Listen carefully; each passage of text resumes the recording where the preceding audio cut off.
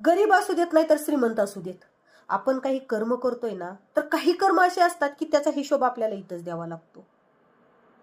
एक खूप मोठा जमीनदार होता, सावकार होता, आणि अचानक तो मेला.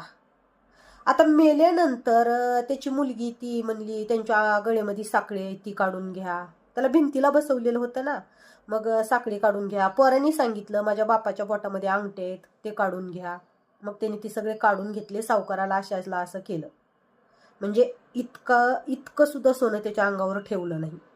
आणि मग ती केल्यानंतर त्याची ताटी बांधली. ताटी बांधल्यानंतर त्याची प्रेतयात्रा निघाली. चौघांनी त्याला खांद्यावर घेतलं. दोघं तिघं मागं रडायला लागले, लिकी रडायला लागल्या, सुना सगळ्या तयारीला होत्या, पोरं रडायला लागली, आणि अशी रडत खडत प्रेतयात्रा चालू झाली. आता मग ह्याची प्रेतयात्रा चालत असताना मागून एक माणूस ओरडत आला. आता तो माणूस ओरडत आल्यानंतर तिथल्या आजूबाजूच्या लोकांना काय वाटलं की बाबा ह्याचा कोणतरी म्हणजे जवळचाच माणूस आहे, आणि त्याला त्या सावकाराचा म्हणजे त्या प्रेताचा, मेलेल्या माणसाचा चेहरा बघायची इच्छा आहे. मग तिथं प्रेतयात्रा थांबली. थांबल्यानंतर तो जो व्यक्ती ओरडत आलता तो त्या प्रेताच्या जवळ गेला आणि त्याच्या चेहऱ्यावरचा कपडा काढला आणि त्याला विचारलं की साहेब, चाललेत का तुम्ही?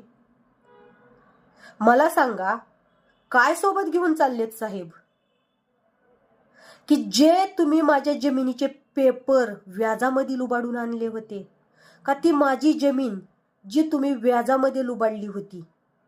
काय सोबत घेऊन चाललेत साहेब तुम्ही यापैकी?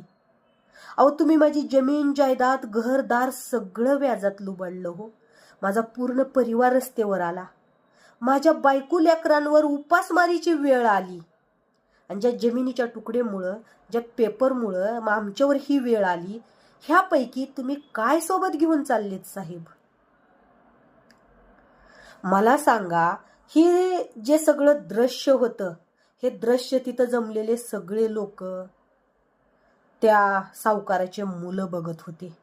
ही किती गोष्ट अपमानास्पद होती की एका मेलेल्या प्रेताला एक व्यक्ती येऊन विचारतं की साहेब, तुम्ही मला एवढं लुबाडलं, ह्यापैकी तुम्ही काय सोबत घेऊन चाललेत?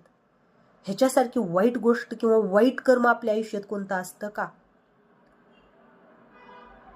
आपण जर मेलो ना, एक गोष्ट लक्षात ठेवा, कारण आपल्या आयुष्यात असे काही कर्म असतात ना, ते कर्म इथंच फेडावे लागतात. म्हणून सांगते, आपण जर मेलो ना, आणि आपण मेल्यानंतर आपली प्रेतयात्रा जर निघाली ना, तर आपल्या पाठीमाग 4 माणसांनी रडलं पाहिजे, 4 गोरगरिबांनी रडलं पाहिजे की अरे, आमचा जन्मदाता जात आहे.